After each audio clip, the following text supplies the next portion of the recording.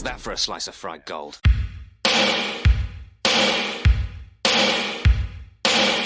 think this is a fucking costume? This is a way of life. I'll be back. There's a flesh wound. I'm not gonna hurt you. I'm just gonna bash your brains. Take your sticking paws off me, you damn dirty ape! I'm sorry, Dave. I'm afraid I can't do that. It's alive! It's alive! It's alive! I guess everyone's entitled to one good scare, huh?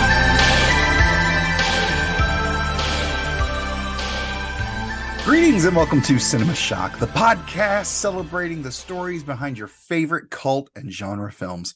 But this is not one of those episodes. This is the bonus episode where we take a few minutes to catch up with each other and let you, the listeners, take a peek behind our podcast curtain. I'm one of your hosts, writer-comedian Mr. Todd A. Davis. I'm co-host Justin Bishop. I am yet another host. His name is Gary Horn.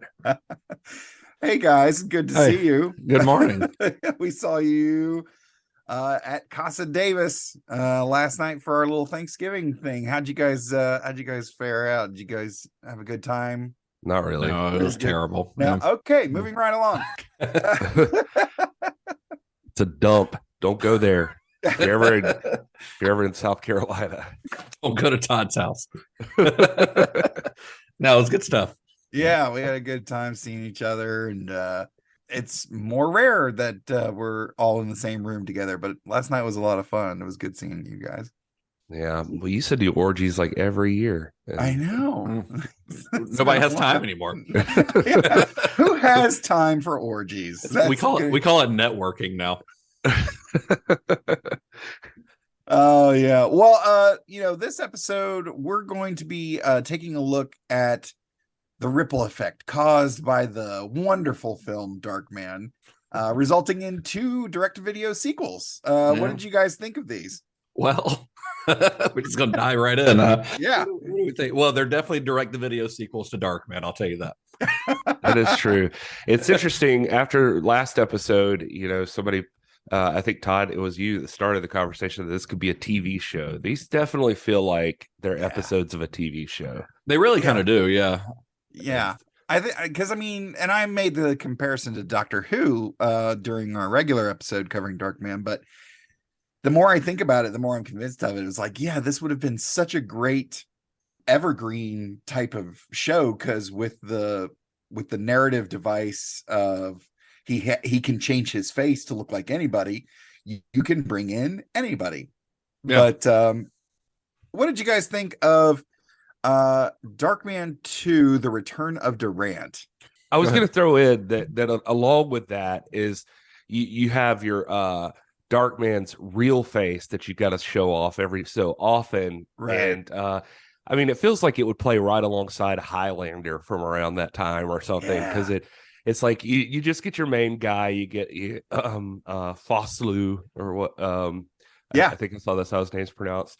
And then every once in a while he gets put on a rubber Darkman mask, because that's what this is.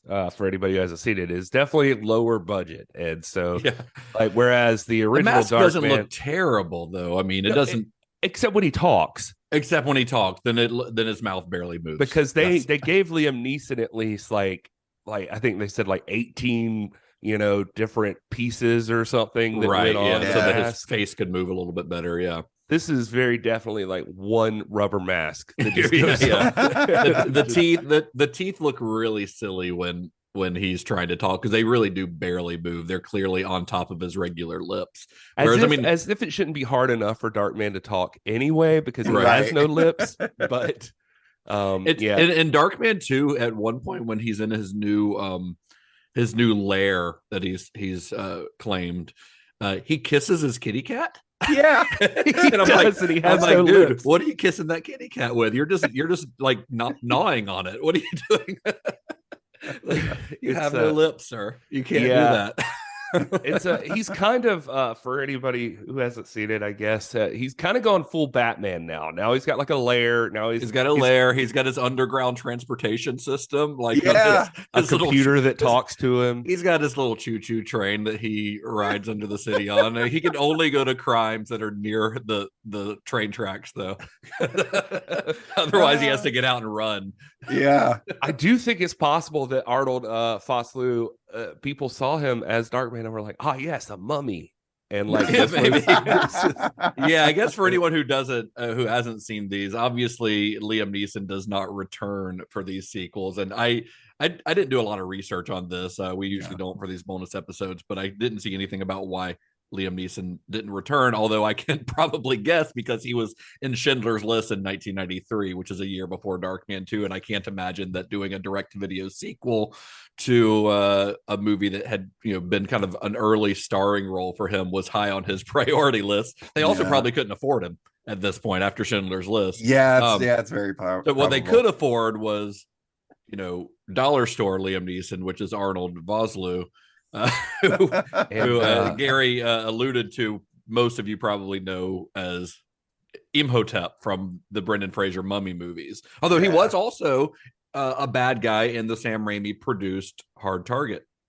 Nice. Oh yeah. Yeah, he's I mean, I like him as an actor. He's South African, but there's something about his look that is very, I guess, it's hard to pin down what his nationality is. So he ends up playing a lot of different races, honestly, because he played, like, I remember he was on 24. He was like the villain one season, and he was playing like a Islamic terrorist, even though he's not like Middle Eastern or anything at all. Like, he's of like Dutch and German descent. I think he just happens to have that look, which is why he could play an Egyptian in the Mummy movies. And in his first movie, there was a time you didn't need black people to play black roles. So it was well, yeah. I mean, we've thankfully moved past that in filmmaking for the most part. But his first movie was, his first American movie. He's obviously started his career in South Africa. He was in plays and some TV and movies there. But his first American production was Ridley Scott's 1492 Conquest of Paradise. His Christopher Columbus, incredibly inaccurate Christopher Columbus movie. And Vosloo played, I think, a Spanish guy in that one. So he's all over the place. He, they couldn't afford poor Liam Neeson, but they did get Larry Drake back as Durant. He returns, so good for him. Yeah, despite having been blown up. Yeah, despite a train slamming his helicopter into a massive explosion, like into the train tunnel, a la Mission Impossible. And they really kind of breeze over his return in this, like how he actually came back is like, it's very vague. And it's like, yep, now he's just back, just deal with it. Yeah. And he's gonna have some lingering effects from his injury, but it's not that big a deal.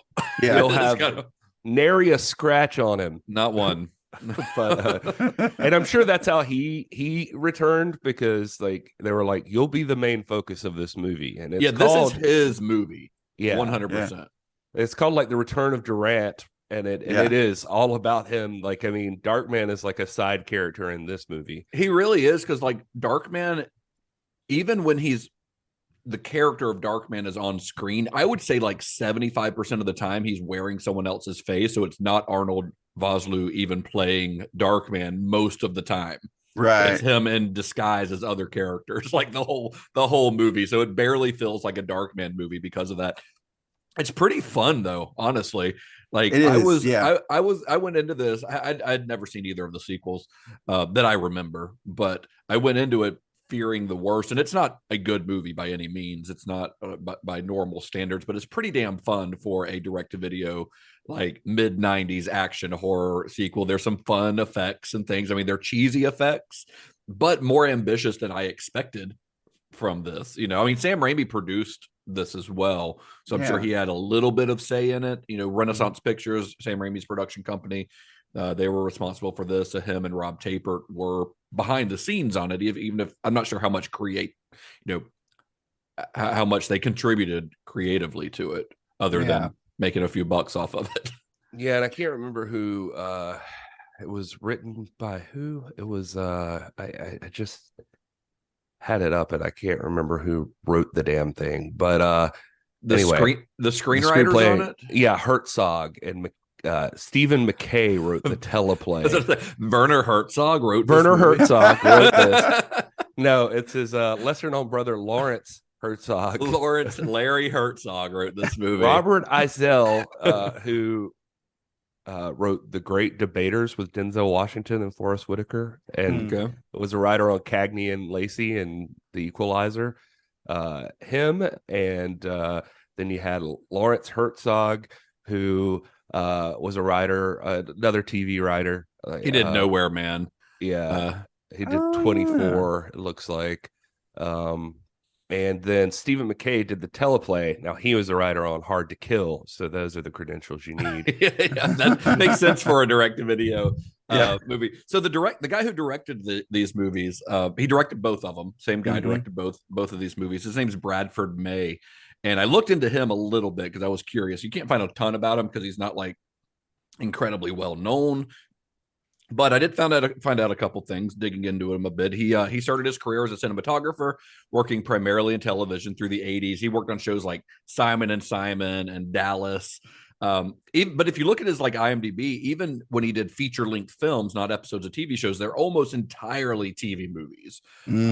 With as a cinematographer, with one major exception, and that was actually The Monster Squad. He was the cinematographer on in 1987, which I thought was pretty interesting. And it's weird to me that didn't segue him into doing more feature films, because it's a pretty good looking movie from a visual standpoint. But even after that, it's just a bunch of other TV movies that he's the cinematographer on. He was his own cinematographer for these movies, for Darkman 2 and 3. He was the director and the cinematographer.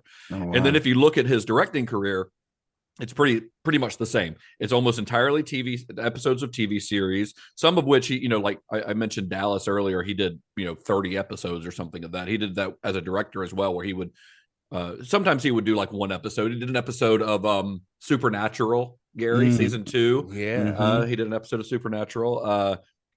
But it's a lot of like him directing a bunch of episodes of one show.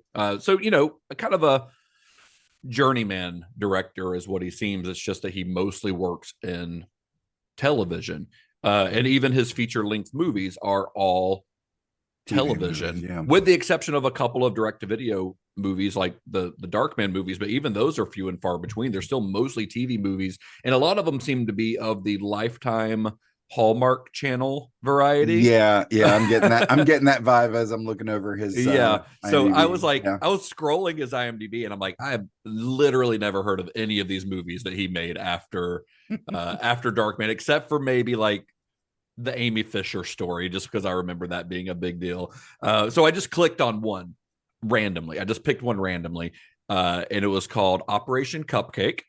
Perfect. It aired on the Hallmark Channel in 2012. And of course it did. The synopsis is: on leave from the U.S. Army, a man, Dean Cain, helps his wife, Christy Swanson, run a bakery. And if that's not the most Hallmark Channel shit you've ever heard.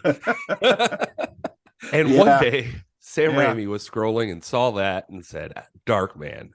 Well, this was after. This was way after. This is 2012. Yeah, after didn't work for the joke. Let's see. So I did read somewhere that Sam Raimi, I guess, had turned Darkman into Bruce Campbell at the end of that movie, because if they made sequels, he was hoping for Bruce Campbell. But why was Bruce Campbell not cast in these? I wonder. I don't know. Other than that, Bruce Campbell was super busy during this time. This was around the time of Briscoe County Jr. And, he was on like I looked at his IMDb. I was like, maybe it's because of other roles, and he was back to back on projects. Like this was like right after. 92 is Army of Darkness, which was which probably got him a lot of other offers. I would guess. Yeah. Man, I love Briscoe County Jr. What a great show. It's a fun show. It's fun. That computer who talks to it, by the way, I looked it up. I was watching him like make that face on that shitty laptop that he had. And I was like, what is that? It's a Toshiba 480000C, which I guarantee doesn't make liquid skin. But I looked up the specs on it. It weighed like about 7 pounds, and it came with a whopping 6 megabytes of RAM. Whoa! Wow, that's enough. Megs. That's obviously we are in the future. I think you could upgrade it to 16. Woo! And it ran MS DOS. Of course it did. Yeah. Also, it made 3D imaging of liquid skin, and like you could. I mean, I guess people had to work with that back in the day, but it's just interesting. He might as well have worked on an iPhone, because that's way more computing power there. Although you hear that your iPhone has more computing power than what it took people to the moon initially. So I don't know. I'll tell you another thing. Darkman, you ever think about that he only has he has to create skin for himself, but like he also is creating hair, and his bone structure would change too, which is his teeth. His teeth. Because his teeth height. His height. Because his teeth are kind of fucked up. And, but which not happens with the mask, which happens when you get exploded. But yes, not once he puts a mask on. It really doesn't make much sense. And his voice, I mean, they show him practicing the voice, but it's like you're practicing inflection, not like changing your voice. He needs like some kind of voice modulator, Yeah, he's not freaking to make this much more believable. That does the Bush impersonation. What? Frank It's not like he's Frank not Caliendo. What? Who was it? Frank Caliendo. Yeah, he's not freaking Frank Caliendo over here. He's like, I didn't want to bash this movie completely though, because I will say that if you're a fan of these mid-90s action movies, like Justice said, they're kind of fun, and I will give them this. There's some good like violence in it and some cool lines. So there is that fun stuff in part 2. There's a point where like Durant like knocks that dude right in the face with the golf club, and parts of his teeth come out, and that was pretty. That got me for some reason. I was like, I guess it's that violence you can relate to, and you're like see his teeth like partially beat out, and then there's like the doctor, like, so the whole thing is Durant's going after this doctor who's like I guess he's Hannibal Lecter, like he's literally in the same cell. And talking about the weapons guy that he breaks out.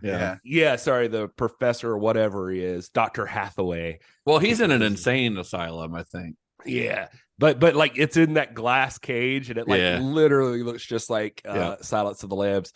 But and he has great lines like where they bring him the food, and he's just like, "What are we having this evening?" I wrote this down: lobster Florentine, beef Wellington, perhaps grilled ahi on a bed of Belgian is it endive? Endive. It's endive. Like I've ever had that. The orderly says, "No, it's your old favorite, Doc," and he says, "Yeah, I hate meatloaf." He like screams it. I love that part. Yeah. There's another line in there that I wrote down that I liked. And it said, "You wouldn't know a plan if it was pounded up your ass with a jackhammer." Yeah, for those who have not seen this, the movie is basically about like I said, they kind of breeze over Durant coming back. I mean, they kind of explain it, but not really. No. but once they get that out of the way, they move into the plot, and it's basically Durant's breaking this. He's breaking this old like weapons developer out of an insane asylum, a mental institution, to help him create this like laser weapon, like the ultimate weapon, because he wants to get into arms dealership. It's the beginning of Iron Man 2. Yeah, basically. Yeah. So he wants to get back into arms dealing, but he's like, I'm just going to make my own weapon. So that, and then on the other side, Darkman teams up with this guy, this other doctor guy, to help make better synthetic skin that'll work during the day. And then, of course, Darkman finds out that Durant is out, and they have to fight. that's basically it. Yeah, that's basically the movie. But they said, like, all right, we got to top the finale last time, so we had a train pulling a helicopter into a tunnel. It explodes, huge explosion. How do we beat that? They're like, well, we don't have the budget for that, so we do have a limo that we rented. Maybe we could use that. How about he remote controls it and just drives Durant back and forth for a few minutes and then blows him up. Yeah. And that's how they do it. Works for me. So that's Darkman 2, though. Yeah, that's Darkman 2. Darkman 3, Die, Darkman, Die, to me really does feel like the pilot episode for what should have been a series. You got Jeff Fahey, who brings that TV energy. I mean, that sounds insulting. I mean, Jeff Fahey is great. Yeah, I was gonna say, I literally made the note to myself. This is now, it really feels like a TV show. But I will say that Darkman 3 is my favorite of the sequels. Yeah, because despite the fact your favorite that, out of 2. Yeah. Well, I just mean like the other one felt like it was trying to walk the line of like capturing the first one and and just not leaning into it. Darkman 3 like feels like it goes like full B movie, just having fun, and it's just ridiculous. I mean, it's missing the presence of Larry Drake, who's great because he does, I guess he is finally dead after Darkman 2, so they have to bring in a new villain. In this case, it is Jeff Fahey, and Jeff Fahey is, I just love that guy anyway. I always love when he pops up in anything. I mean, he was, I guess most people probably know him best from where he played Captain Lapidus on Lost. But I mean, I guess people our age probably first met him in The Lawnmower Man. I always remember, he's definitely in The Lawnmower Man. Well, he is the Lawnmower Man. Well, that is true. I always remember him. I always felt like I saw him on like those direct to video, like when I worked at a video store, and he was looking at like the ones that are sort of like Two Moon Junction or something. Like he would be like sleeping with some hot actress or something, and that was the real appeal, is like porn that's not porn. But I could be completely wrong about that. But I will say this, Jeff Fahey, I did look up a little bit about him because I was interested in him, because he's just got striking eyes, and and I was he's one of those just like very charismatic dudes too, where there's something about the way he speaks and like his mannerisms are very, I don't know, they're very charismatic. I mean, he's just one of those guys where you're like, he's so good, like effortlessly good, that you wonder why he's not a bigger star than he is. I mean, he's worked steadily his whole career, but he's never been like a star really, and I feel like he kind of should be. At 17 years old, Jeff Fahey left home having heard, quote, the call of the open road. He spent time trekking through the Himalayas, went to Afghanistan. He traveled the world. He hitchhiked to Alaska, backpacked Europe, went on an Israeli kibbutz, taking any odd job that he could in between all these things. He still to this day, by the way, has an orphanage he funds in Kabul, Afghanistan. Wow. He was invited to try ballet along the way there and fell in love with it. And he was 25 at the time, which is usually an advanced age for ballet to start. But he won a full scholarship to study at the Joffrey Ballet School in New York City. Wow. And he was there at the age of 25. Yeah. And he was there for years and ended up starting to teach ballroom dancing. That's crazy. And then ended up practicing theater and got cast on Broadway. Got on Broadway. And then he landed a television role from his Broadway thing on the soap opera One Life to Live. And then in 1985, got his first major film role as Tyree in Silverado. Silverado's a fun movie, Lawrence Kasdan. And then I think right after that, he got the job of playing alongside Anthony Perkins in Psycho 3. Mm-hmm. And he plays, if you've watched all the Psychos, he actually has like a cool little role. He's like he like works for Norman Bates, right? Yeah, he like stays in the hotel and he like plays guitar, finds out Norman Bates is a killer, and then like tries to blackmail him and stuff. Mm. But it was off to the races for Jeff Fahey from there. That guy has led quite the life, Mr. Fahey. I remembered the blonde lady, Darlene Flugel, I think is her name. She was on that show Hunter. I don't know. My grandparents loved that show back in the day. Hunter. There was the first girl. Her name was like Dee Dee, who had like had the brown hair that was like Hunter's like partner. But then later she left, and then this girl was the one that took over for her. And don't forget Roxanne Dawson. I was about to say. Okay, Todd, I'll let you take we got that one. Roxanne Dawson, aka B'Elanna Torres from Star Trek Voyager. She plays Angela Rooker. It's she's just a baby in this. But yeah, she's actually become a really great director. Wasn't this around the time that Star Trek Voyager was beginning though? Star Trek started in the mid-90s. Yeah, this was 95, 96. Yeah, this was just before that. Voyager was a little bit later, but yeah, that's where she got into the franchise, and then later started her directing career on Star Trek Enterprise. But yeah, her episodes specifically are really cool because a lot of them watch like horror movies. Interesting. This also was written by two guys, Michael Kaleri and Mike Werb, who wrote Face Off. Yeah, and Tomb Raider. Oh, nice. Which is super weird. So they some real credentials there. And I wonder if there is a Raimi connection there, or if that's just coincidental, because we talked a little bit on our Darkman episode. Raimi produced Hard Target, starring Arnold Vosloo. And then of course that was John Woo's directorial or American film debut, and then Face Off came just a few years later. So I wonder if that's coincidental, or if somehow Raimi liked these guys and kind of introduced them to John Woo or something like that. Because what year was Face Off? Face Off was 97, 98.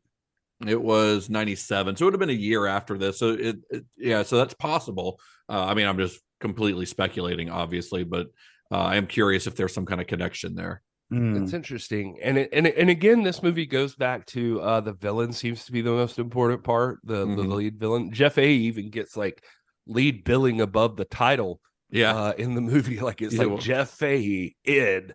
And then it started. And that might just be because he was more well known at the time, even if in kind of a B movie fashion. Because I guess Lawnmower Man was probably pretty successful. It would have had to have been Lawnmower Man. I think he does play in Wyatt Earp. I think he's the Kevin Costner Wyatt Earp. Around that time that was around the same time, 95.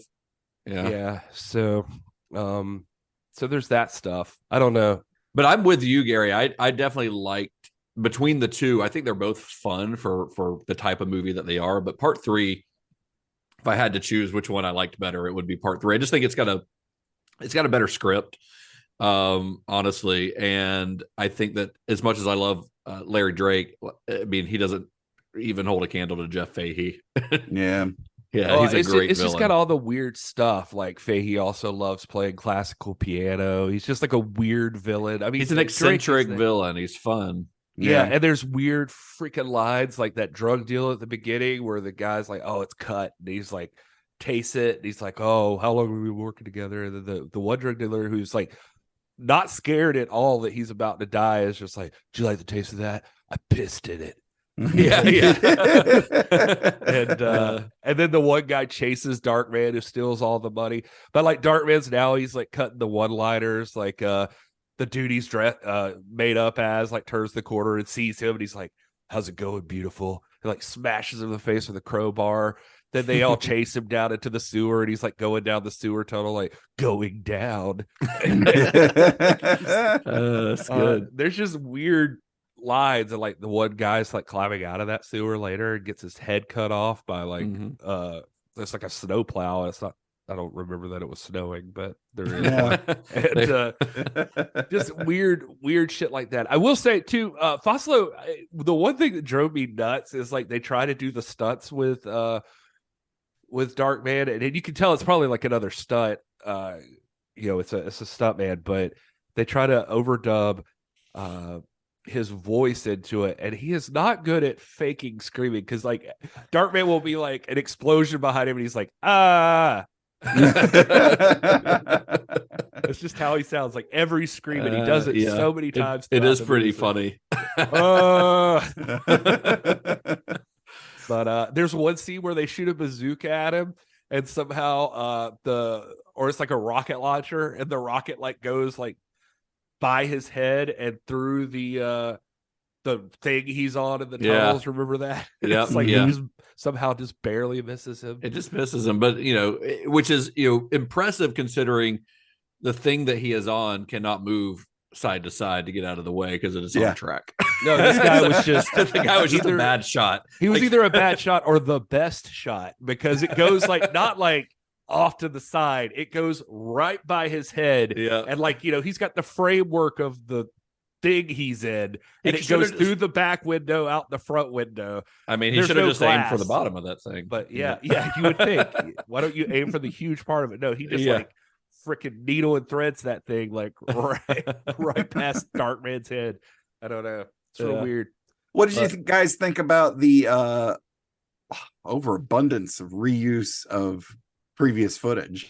It's kind of funny, honestly, because they show the Darkman origin scenes in both of these movies, but they refilm any shots that clearly showed Liam Neeson's face with Arnold Vosloo, which I think is really interesting. I mean, I don't know. I mean, I guess that's the best way to do it. It would have been really weird if they just shown Liam Neeson and then cut to this guy. But I was like, oh, they're doing a previously on Darkman kind of thing here. But then there are these shots in there that's the new actor. But they're pretty seamless, honestly. It's kind of well done. Yeah. Well, they even slip in the Darlene Flugel, the blonde, like she's like playing the scientist that actually works for Jeff Fahey's character, but at the beginning she is working on Darkman, so they like they're showing the operation after his explosion or whatever, and then they like put her like the upward shot of the doctors around her, and she's like, I'm with you, buddy, and like working on it, so like, later that she could say, I was there during your surgery, we saved you. Yeah, it saved me. I don't know if I should thank you or kill you. Yeah, I was wondering about with all the use of old footage, because it's funny because Darkman 2 reuses stuff from the original, and Darkman 3 uses stuff from 2 and the original. It's just like, wow. Hey, you guys shoot this over a weekend? Yeah, well, it's you gotta keep your budget in mind, and might as well. It makes sense narratively, especially because this was 5 years after Darkman. So it's safe to say people renting this at Blockbuster in 1995 might have needed a refresher. I think it's worth saying too, I don't know if we mentioned this, but I think I read they filmed these like together. And did they? And that 3 was originally going to be part 2. And then for whatever reason, they got switched around, which was odd. Yeah, I mean, I guess you could do that. They probably just, I would guess they just wanted Larry Draco, the one actor from the original movie, to return to these. They wanted his face on the cover of the second one as a selling point. That's all I can guess. Although it would have been cool, honestly, if Jeff Fahey had been the villain in part 2, and then part 3, Durant, we got rid of this other threat, and now our biggest threat, Durant, is back. That could have worked. So, but honestly, there's nothing that happens in part 2 that really affects the plot in part 3 at all. It's just Darkman. It's just another adventure of Darkman. This is just another episode of Batman, the animated series where he's fighting a different villain. Yep, pretty much. Which I'm fine with. I mean, I would watch more of them. Like we've said, I would absolutely watch a Darkman TV show. I think it would be cool. But I almost wish it was like, I feel like if they do it now, they would take it too seriously. I almost want it to be like part of that late 90s Sam Raimi wave of TV shows like Xena and Hercules and Briscoe County Jr. and stuff like that.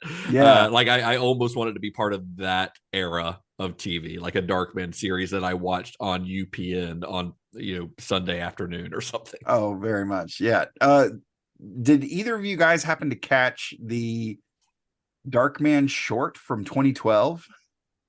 No, is this like a fan thing? Yeah, it's the one they made. Oh, it's fan made. Yeah, weird. I knew they made the one thing that like Durant, talked about. We talked about it in the first or the last. Yeah, that episode. was way earlier than 2012, though. Yeah, so there's a fan made Darkman. Is it good?